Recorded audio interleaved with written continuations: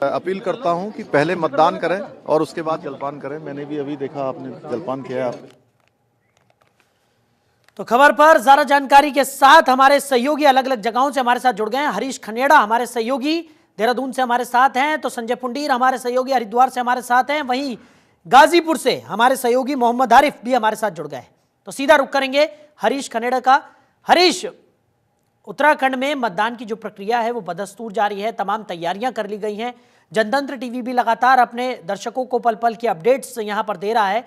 क्या स्थिति इस वक्त देखने को मिल रही है, किस तरीके से मतदान की जो प्रक्रिया है वो आगे बढ़ रही है?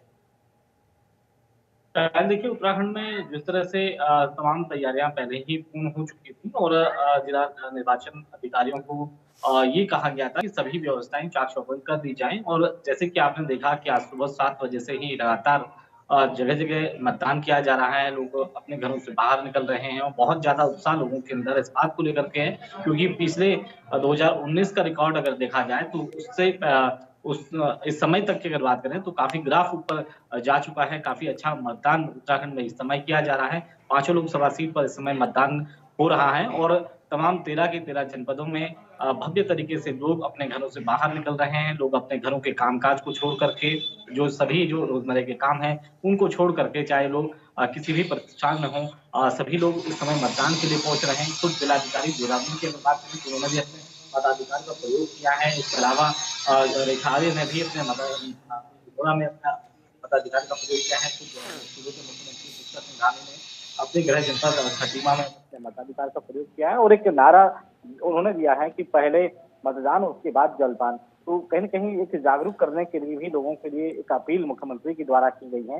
मुख्यमंत्री ने ये कहा है कि एक मौका मिलता है 5 साल में एक अच्छी सरकार चुनने का, तो कहीं न कहीं इस समय लोगों के अंदर एक खासतौर पर हम तमाम युवाओं की अगर बात करें तो युवाओं में बहुत ज्यादा उत्साह इस समय है और महिलाओं में बहुत ज्यादा उत्साह देखने को मिल रहा है। तमाम जगहों से लोग, महिलाएं अपने रोजमर्रा के काम छोड़ करके मतदान पोलिंग बूथ पर पहुंच रही हैं। इस समय की अगर बात करें तो उत्तराखंड में लगभग 83 लाख से ज्यादा जो वोटर्स हैं वो मत प्रयोग का इस समय अपना प्रयोग कर रहे हैं। दूसरी तरफ जो 55 कैंडिडेट हैं, चाहे वो निर्दलीय हों चाहे वो पार्टियों के हों, सभी यहाँ पर मैदान में हैं और उनके भाग्य विधाता बन करके आज खुद जो 83 लाख जो वोटर्स हैं वो आज अपना मताधिकार प्रयोग कर रहे हैं। जी साहिब।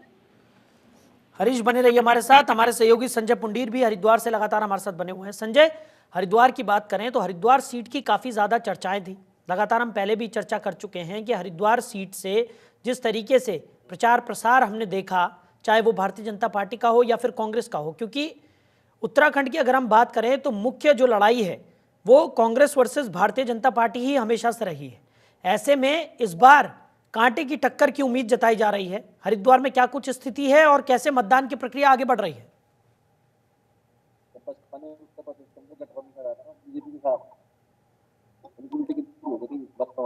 संजय, सुन पा रहे हैं आप? तो संजय से हमारा संपर्क टूट गया, उनसे दोबारा जुड़ने की हम कोशिश करेंगे। मोहम्मद आरिफ हमारे सहयोगी गाजीपुर से हमारे साथ है। आरिफ, गाजीपुर में किस तरीके से प्रक्रिया आगे बढ़ रही है, क्या कुछ जानकारी, क्या ताजा अपडेट्स आपके पास?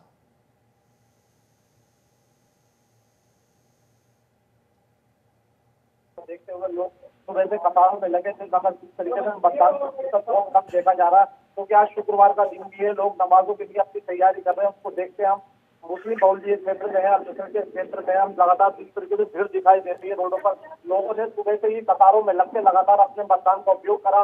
देश की नई सरकार चुनने जा रहा है जो देश का भविष्य तय करेगी, युवाओं का भविष्य तय करेगी। बेरोजगारी लोगों के दिमागों में मुद्दा है जिसको लेकर लोग लगातार अपना मतदान का उपयोग कर रहे हैं। जी, अरे, तस्वीरें हम देख रहे हैं कि आपके पीछे कई सारे लोग भी मौजूद हैं। कितना उत्साह लोगों में देखने को मिल रहा है इस चुनावी प्रक्रिया के मद्देनजर, क्या कुछ कहना है लोगों का? किस तरीके से वो मतदान का यहाँ पर इस्तेमाल कर रहे हैं? जानना चाहेंगे किस तरीके से मतदान को लेकर जुड़ा है और किस तरीके का आप मतदान होने जा रहा है, सरकार चुनने जा रहे हैं। तो जो भी देखिए मतलब वो चाहिए समझे, विकास हो, कोई किसी तरह का भेदभाव न हो।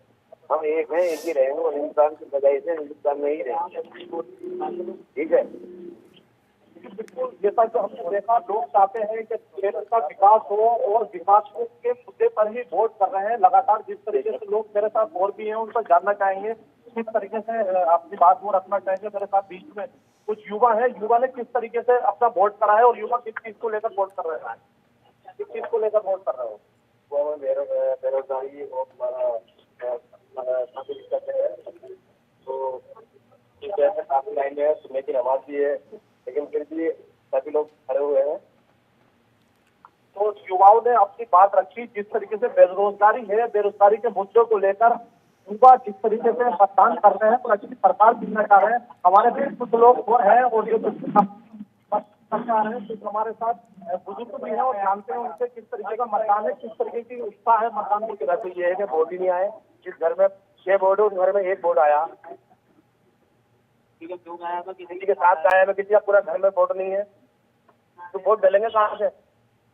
वोट डालेंगे कहाँ से जब वोट ही नहीं? ठीक है, चलिए ठीक है आरिफ, लगातार हम देख रहे हैं कि लोगों में खासा उत्साह भी है चुनावी प्रक्रिया को लेकर और लगातार बढ़ चढ़कर लोग अपने मताधिकार का इस्तेमाल करते हुए भी नजर आ रहे हैं। वापस लौटूंगा आपके पास। संजय पुंडीर हमारे साथ जुड़ गए हैं, हरिद्वार से हमारे साथ है। संजय, हरिद्वार सीट को लेकर पहले भी हम चर्चा कर चुके हैं, हॉट सीट है और जिस तरीके से प्रचार प्रसार की हमने बातचीत की थी, उत्तराखंड में कांटे की टक्कर कांग्रेस और भारतीय जनता पार्टी के बीच में ही हमेशा से देखी जाती रही है। हरिद्वार में बात करें तो ये कांटे का मुकाबला होने की उम्मीद जताई जा रही थी, क्या स्थिति है? और मतदान की प्रक्रिया को लेकर भी जानकारी चाहेंगे, कैसे आगे बढ़ रही है प्रक्रिया? साहिल, आज पूरा उत्तराखंड इस लोकतंत्र के महापर्व में बढ़ चढ़कर हिस्सा ले रहा है, क्योंकि आज उत्तराखंड की 5 संसदीय सीटों पर चुनाव होना है।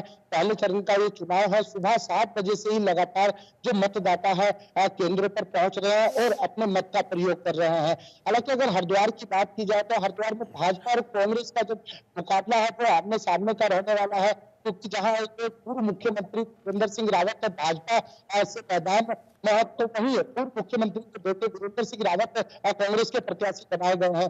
कभी कह सकते हैं कि जो दोनों की टक्कर आमने सामने की देखने को मिल रही है, क्योंकि अगर 10 लोकसभा चुनाव की बात की जाए तो 10 में से 6 पर बीजेपी काबिज हुई है और उसी कब्जे को बरकरार रखने के लिए तमाम जो बीजेपी है वो प्रयास कर रही है। जो बीजेपी का चुनाव प्रचार प्रसार रहा है वो बेहद खास रहा है, क्योंकि हम देख रहे थे कि बूथ से लेकर लगातार प्रमुख जिस तरह रणनीति बनाई गई थी वाकई लगातार देखी जा सकती है।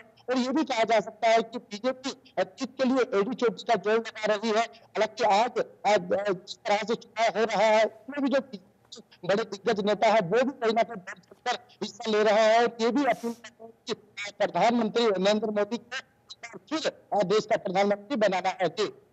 शाहिल, ठीक है संजय, लगातार हमारे सहयोगी हरीश खनेड़ा हमारे साथ देहरादून से जुड़े हुए हैं। हरीश, अगर हम उत्तराखंड की बात करें, क्योंकि उत्तराखंड के जो मुद्दे हैं वो बाकी जगहों से काफ़ी ज़्यादा अलग माने जाते हैं, पहाड़ी क्षेत्र है, ऐसे में यहाँ के जो ज़मीनी मुद्दे हैं वो बिल्कुल अलग है बाकी मैदानी क्षेत्रों के मुकाबले, और यहाँ पर उन मुद्दों को लेकर चुनाव प्रक्रिया जो है उस पर कितना प्रभाव यहाँ पर पड़ेगा और किस तरीके से हम देख पा रहे हैं, किस तरीके के समीकरण बनते हुए नजर आ रहे हैं, क्या कुछ जानकारी?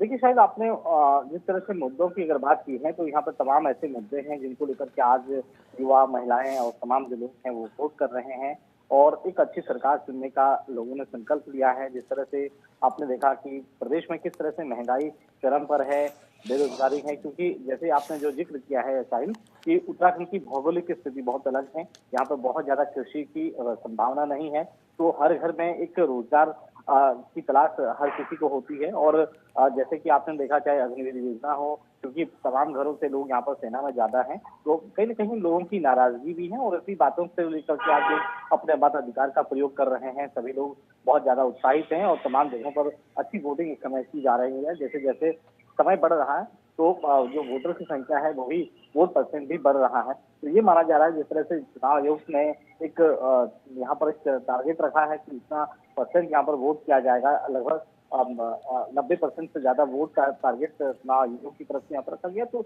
अब कहीं ना कहीं ये लग रहा है कि लगातार जिस तरह से लोगों में उत्साह है, जिस तरह से लोग अपने रोजमर्रा के काम छोड़ करके वोटिंग के लिए लगातार बाहर निकल रहे हैं, एक मतदान के लिए निकल रहे हैं, तो इससे ये लग रहा है कि तमाम ऐसे मुद्दे हैं जिनको लेकर के आज लोग वोटिंग कर रहे हैं, चाहे वो महंगाई हो, चाहे वो भ्रष्टाचार का मुद्दा हो, चाहे वो बेरोजगारी का मुद्दा हो, चाहे वो पलायन का मुद्दा हो, इन सभी चीजों को लेकर के लोग आज वोट कर रहे हैं। और इसी क्रम में चाहे आपने देखा कि किस तरह से तमाम युवा हैं जो नाराज इस समय हैं और वो भी ये चाहते हैं कि बदलाव का माहौल हो और जिस तरह से लगातार लोग सभी जगहों पर जा करके अब जो प्रत्याशी हैं वो वोट की अपील कर रहे थे, लेकिन चुनाव प्रचार करने के बाद अब लगातार युवाओं ने अपना मन बनाया है, महिलाओं ने अपना मन बनाया और इसी उत्साह के साथ लोग वोट के लिए जा रहे हैं।